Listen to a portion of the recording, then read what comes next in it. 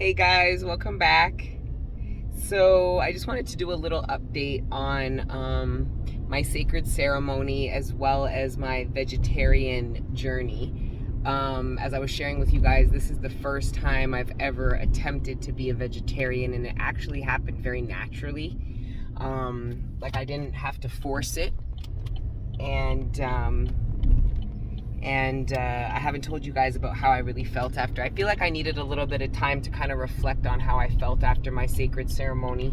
I also know that I would want to do it again, and I would want to do it more intense, meaning in a deeper hole and for longer. You're supposed to kind of let the sun catch you in the hole, but the Mandam wanted me to come out of the ground and go to the sun in the water. So it was the way they designed it, but I would like to try it again, a little bit more intense. But after my sacred ceremony, I felt triggered. I felt like I was triggered. My mood was kind of off. I felt like the ceremony triggered up something in me, and I feel like because of my energy and the attitude and like the kind of triggering I was experiencing, I really feel like it was some pain that it would have dredged up if I stayed longer. And I feel like it kind of scratched the surface and it irritated. It didn't really get in. You know, it's like, it's a little bit of the energy of like, you know, when you try to pop a zit and you don't do it right, and then it kind of makes it worse. It's not that it made anything worse. It's just that it triggered what it was that the ceremony was really trying to bring up, or really trying to show me or help me heal from. And it was very ironic that there was two masculines orchestrating it, because I had some healing that I had to really become aware of surrounding masculine energy. And essentially everything that I was getting from the masculines in my life on my trip was what I feel like I went without or didn't have, or, you know, so it was spiritual, not just within the actual ceremony, but just the dynamic, you know, with two divine masculines really just pouring all of their love into me. I could feel the love. I could feel the spiritually protective nature of them towards me, and I don't know if I felt that way before. So that was really healing, and I don't think they intended that, you know, but God did. So that was nice. I went into the hole with the idea of like wanting to quit. It was I was trying to attack the jinn of addiction. And I feel like the vegetarian thing was all kind of happening around this. Like I said, I didn't really plan to be a vegetarian. And now I am. I have not touched meat in going on 3 weeks. And this is the longest I've ever, before this, maybe a day, maybe 48 hours, I would go without eating meat. That was like the longest. And now my body is changing. Like even my BO, like I've been running around all day. I didn't take a shower this morning. So I took a shower yesterday evening. So we're going on 24 hours. There's no way I could have gone a full 24 hours without bathing and not smelling rank. So I feel like the toxins, like the meat, made me smellier.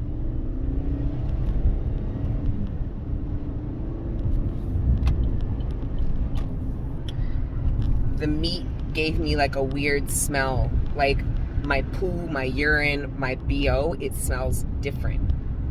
And it's not that it doesn't stink, it just doesn't smell as bad. And I watched a documentary once that took chicken, meat, and chicken, beef, and pork, and pretty much sat them out and timed how long it took for each of them to rot, essentially. And the pork, which was the main reason why, because I didn't eat pork. I would eat pork here or there, but for years, I went without eating any pork at all. And I'm half Italian, so that like pork is a part of Italian diet, or at least for many Italians or whatever. So I grew up eating things like mortadella, salami, and cheese, or meatballs blended with pork and beef. Like, I grew up eating that stuff, and I stopped eating pork, and one of the reasons was because of how fast it rots. So out of all the meats, pork starts to rot the fastest, and it starts to rot and decay within 18 hours. So it was also the only meat that started to go bad inside of you.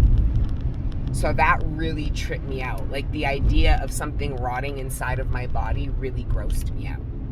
And then when I would eat pork, it would, like, my gas would smell really bad. My BO would be like, you know what I mean? Chicken was the second fastest to decay, and then beef was the third fastest thing to decay. At like more like 36 hours. Chicken was more at like 28 or something like that. And both of those gave enough time to most likely leave your system. But pork, it doesn't matter. There's no way that pork is not rotting inside you when you consume it, because of how long it takes to rot. It's such a short amount of time. They didn't have fish in there, or at least I don't remember fish, maybe because I didn't eat fish at the time. I'm also more Presbyterian, so maybe not full vegetarian. I still eat fish. And fish was not a staple in my diet, but I'm kind of inheriting it as a staple in my diet now, just because I do feel like I still need some kind of like protein. I'm a lot hungrier. The swelling in my body, in my face, is a lot less. So I look like I lost weight, but I didn't. I'm not as swollen. And if you really think about what happens to something when it dies, it gets rigor mortis, and all of the toxins inside of your body essentially get released, and the body gets stiff and it gets kind of bloated. And it made me think, like, I wonder if it's like rigor mortis effects from dead animals that is making my body stiff and swollen. So it's just crazy, because I was trying to tackle my weed addiction, which I've gotten to a really amazing place. So yes, I'm still smoking, but this is the longest that I've gone barely smoking. So it's like I'm kind of gaining control, where before, when I would quit smoking, I couldn't be around it. I felt really sensitive about being around it. Where now I feel like the divine wants me to gain enough strength so that I can be around people who are smoking and it not affect whether I smoke or not. So, meaning I don't get so triggered. My addiction and my temptation doesn't get so triggered. So that's kind of what's been happening. I've been smoking like maybe like a half a gram a day. So I'm still smoking daily. So the next step, because I mean, how much more am I gonna wean off, right? I'm smoking a half a gram a day. Like, that's like a fucking 1 p.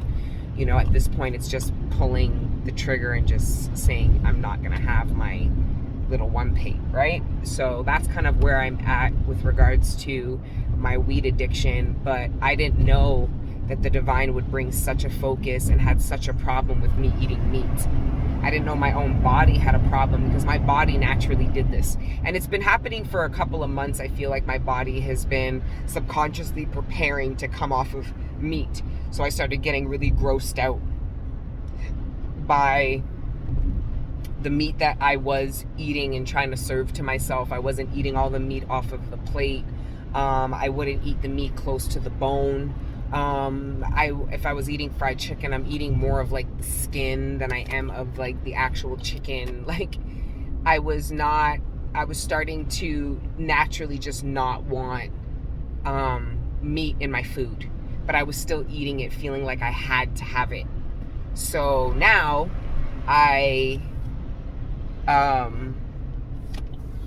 sorry guys, I'm on the road and they shut down the road. They ruined my vibes. And we're gonna do a quickie. And here we go. Beautiful. So yeah, like I said, I didn't have any intention, or like, I had no goals of becoming a vegetarian. I literally just let my body naturally make that decision. So here I am simultaneously like struggling to come off of weed and like feeling like I have to do this now, doing this whole ritual to help support this death and rebirth process. Meanwhile, my body is more focused on me coming off of meat.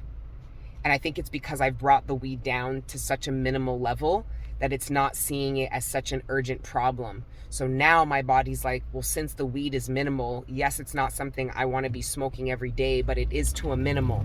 So then what is the priority? And it was the meat.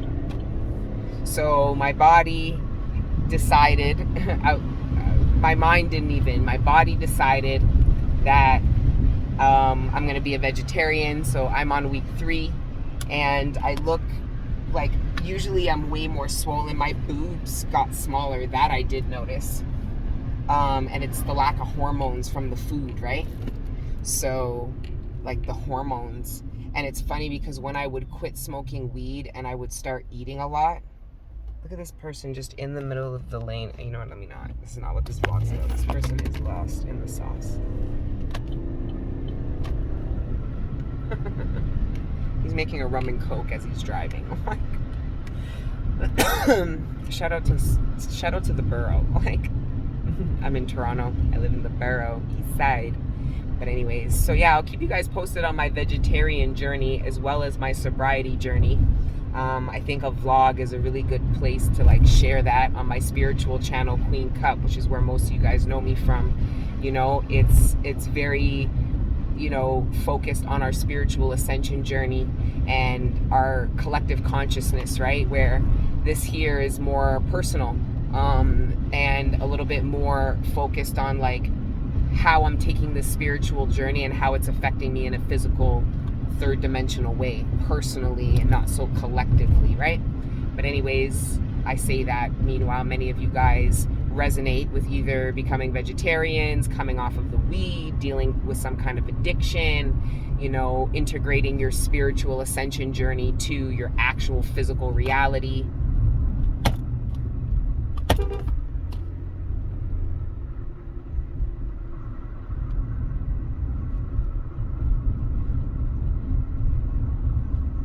Okay, she's almost at a stop. I don't know, it's Sunday. My mom used to call it Sunday driving. She said on Sundays people drive different.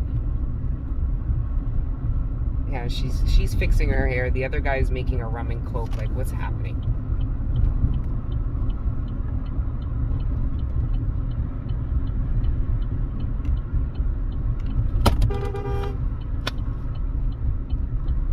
It's the sun, it's not the snow. People will find any reason to climb up on the road. Oh, just a little FYI, fun secret, fun fact about me. I am an incredibly aggressive driver, and I'm working on that, all right? So if I ever do these videos from the car and you see that I'm in I don't know what, it's the vehicle. Blame it on the vehicle, all right? Anyways, I love you guys, and until the next update, keep letting your inner angels live. Ciao.